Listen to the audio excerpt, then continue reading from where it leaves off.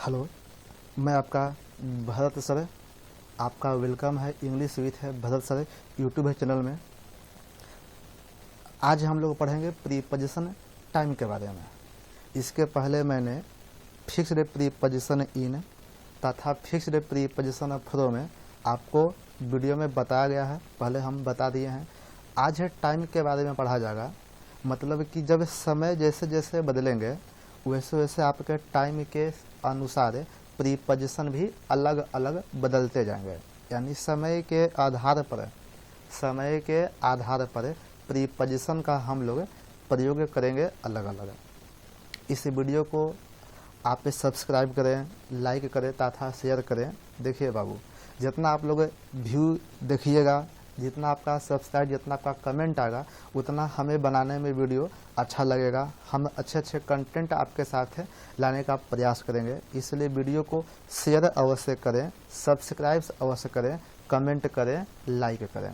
तो चलिए हम लोग अपना पढ़ा जाए। देखिए यहाँ हेडिंग दिया गया है प्रीपोजिशन ऑफ ए टाइम, यानी टाइम क्या प्रीपोजिशन हम लोग देखेंगे। इसे में देख पा रहे हैं आप एट प्रीपोजिशन लिया, on, in, till, until, from, during, for, since, before, after, in तथा विदिन। ये सभी प्रीपोजिशन आज है हम केवल टाइम के लिए पढ़ेंगे। तो चलिए स्टार्ट किया जाए। सबसे पहले हम लोगों के पास आता है प्रीपोजिशन एट। देखिए यह क्या कहता है, इट इज यूज्ड विथ है आवर। इसका मतलब हुआ कि एट प्रीपोजिशन का उपयोग आवर के साथ किया जाता है। आवर कहने का मतलब कि घड़ी के एक्चुअल टाइम होना चाहिए, उसमें मिनट का सवाल न होना चाहिए, ना मिनट दिया हुआ होना चाहिए। केवल घड़ी के एक्चुअल परफेक्ट टाइम होना चाहिए। तो उस स्थिति में प्रीपोजिशन एट लगेगा। आप देखिए यहाँ पे द स्टूडेंट्स विल कम, छात्र आएगा एट 10 o'clock, यानी 10 बजे। ये 10 o'clock, देखिए 10 o'clock यही आपका घड़ी का एक्चुअल टाइम है। तो इनके साथ देख रहे हैं आप प्रीपोजिशन एट लग गया। सेकंड सेंटेंस आपके पास है माई ब्रदर केम हियर, मेरा भाई यहाँ आया, विथ ए सिस्टर, बहन के साथ है, एट 4 PM, शाम के 4 बजे आया। PM का मतलब शाम में चला गया।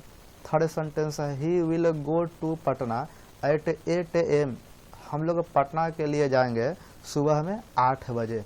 तो आप देख पा रहे हैं ये 8 बजे, ये आपका जो 4 बजे, ये आपका 10 बजे, ये सभी के सभी घड़ी के एक्चुअल टाइम है जिनके साथ प्रीपोजिशन एट लगता है। यहाँ हमने नोट में दिया है, देखिए क्या बाबू, एट नून, नून यानी दोपहर के साथ प्रीपोजिशन एट लगेगा। एट नाइट के साथ भी लगेगा, mid night, at sunset, at day break, इन सभी के साथ प्रीपोजिशन एट का उपयोग होगा। एक सेंटेंस हमने यहाँ पर लिखा है he will watch the film at night, वह रात में फिल्म देखेगा। तो इस प्रकार से प्रीपोजिशन एट आपका समय के संदर्भ में समाप्त होता है। अब सेकंड प्रीपोजिशन आपके पास है ऑन।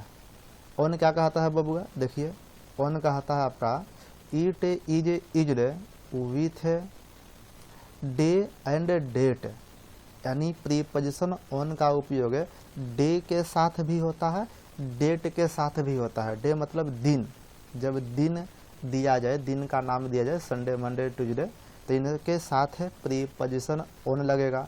जब कोई डेट दिया जाए यानी तारीख है, तो तारीख के साथ भी प्रीपोजिशन ऑन ही लगेंगे। आप देख पा रहे यहाँ पे दिया गया है the class will open on Monday. तो ये देखिए ये जो ऑन मंडे दिया गया है यही आपका हो गया डे यानी दिन, जिसके साथ ऑन लगेगा।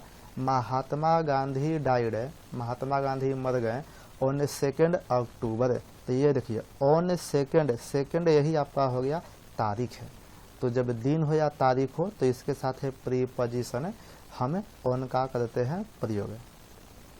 इसके बाद आपके पास दिया गया है बाबू नंबर 3 देखा जाए in, it is used before morning, evening, month, year. मतलब इट का प्रयोग किया जाता है मॉर्निंग वर्ड के पहले, इवनिंग के पहले, किसी मंथ के पहले और किसी ईयर के पहले, यानी सुबह सा में महीना तथा साल के पहले ईट का हम कर देते हैं प्रयोग। सेंटेंस आपके पास है my father will come in the evening, मेरे पिताजी आएंगे शाम में, तो इन द इवनिंग यहाँ इन लग गया।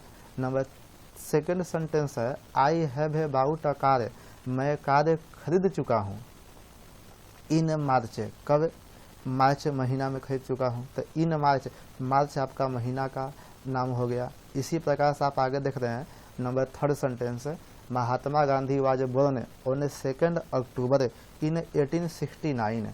अब देखो बाबू यहाँ देखिए इन 1869 ये आपका ईयर हो गया, तो किसी साल के नाम के पहले इन लगाएंगे और हमने देखिए यहाँ ऑन भी लगा दिया 2 अक्टूबर, ताकि आपका यहाँ देखिए ऑन भी हो गया इन भी हो गया। क्लियर। अब देखिए इसके बाद नंबर 4 में आपके पास है, आप देख पा रहे हैं till until, it is used with point of a time and with ending time. इसका उपयोग पॉइंट ऑफ ए टाइम के लिए किया जाता है और वो कब, अंत में समय को बताने के लिए। टिल तथा अनटिल का उपयोग हम करते हैं पॉइंट ऑफ ए टाइम को बताने के लिए, मतलब निश्चित समय को बताने के लिए, और भी एंडिंग समय को बताता हो तब। देखिए सेंटेंस कहता है द स्टूडेंट्स विल वेट, छात्र लोग इंतजार करेंगे फॉर दियर टीचर,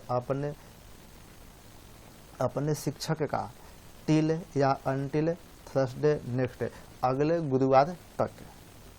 तो जब अगले गुरुवार तक बोला जाए इसका मतलब है कि उनका गुरुवार अंतिम टाइम दिया गया है और गुरुवार एक निश्चित समय है, इसलिए टिल तथा अनटिल का प्रयोग किया गया है। नंबर 5 में आपके पास है from, it is used for a past tense और ए फ्यूचर टेंस।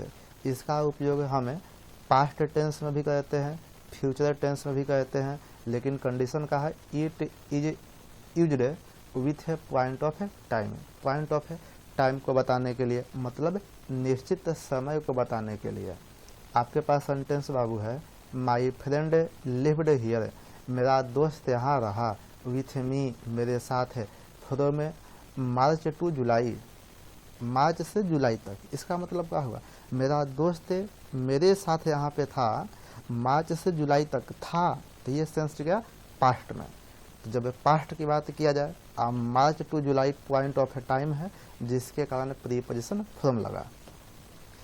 अब आइए second sentence the class will start with students from August. Class छात्र लोगों के साथ शुरू होगा अगस्त से, तो अगस्त से शुरू होगा, इसका मतलब क्या हो गया आपका फ्यूचर टेंस हो गया। और देखिए future in a different tense के साथ हम प्रीपोजिशन फ्रॉम लगा दिए। अब देखिए these players will have been playing from 2021। इसका मतलब कि ये सभी खिलाड़ी लोग अगले 2021 तक खेलते रहेंगे। ये प्रेजेंट परफेक्ट कॉन्टिन्यूअस है। अब present perfect continuous tense future perfect continuous tense है।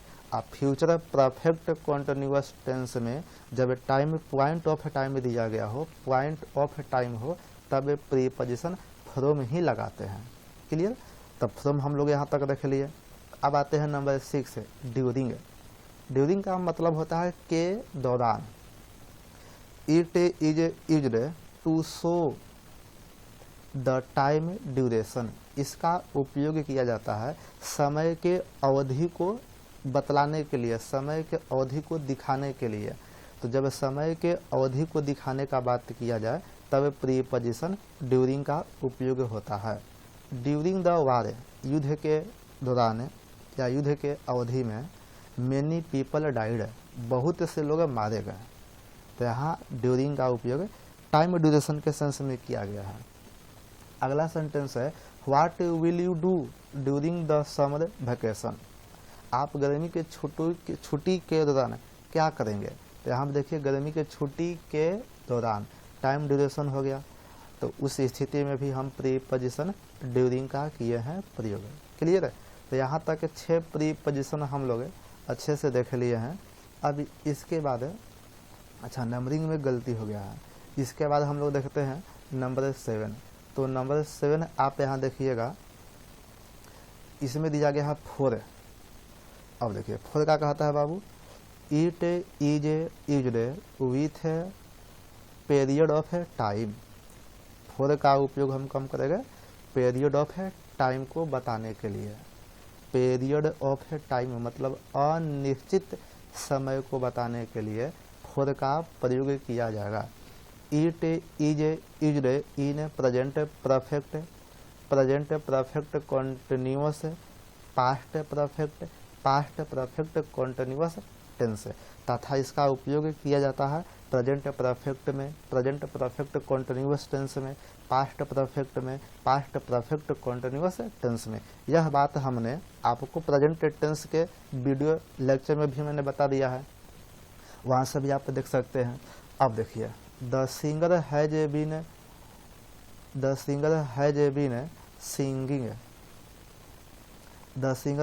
Singing for 3 hours in the party.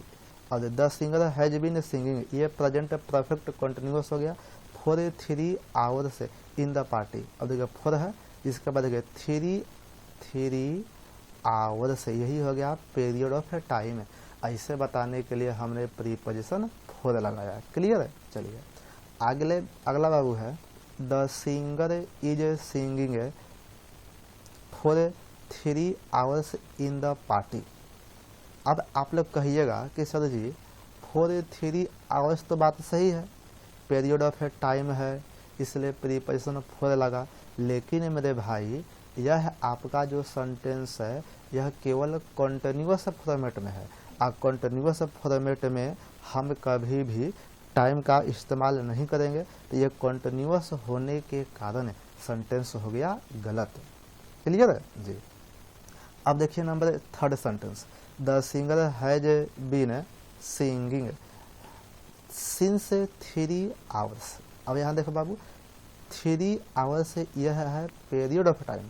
आप पीरियड ऑफ टाइम में कभी भी सिंस का उपयोग नहीं होता है। सिंस का उपयोग कब होता है? पॉइंट ऑफ टाइम को बताने के लिए, इसलिए यहाँ सेंटेंस गलत हो गया। क्लियर? अब आते हैं हम लोग नंबर 8 सिंस के बारे में। आप सिंस पे देख सकते हैं क्या कहता है, it is used with point of time. इसका उपयोग पॉइंट ऑफ टाइम के साथ हम करते हैं। और किस टेंस में होता है बाबू? It is also used in present perfect continuous past perfect continuous tense. समझ गए बात? अब देखिए सेंटेंस क्या कहता है आपके पास है, my family had been living there since 2015। मेरा फैमिली यहाँ रह चुका था पिछले 2015 तक। अब देखिए सिंस 2015, तो ये 2015 जो है, जो 2015 है, यह आपका पॉइंट ऑफ टाइम है। आप पॉइंट ऑफ टाइम को बताने के लिए सिंस का उपयोग किया जाता है। अब देखिए इसके बाद आपके पास सेंटेंस दिया गया है, क्या है बउआ?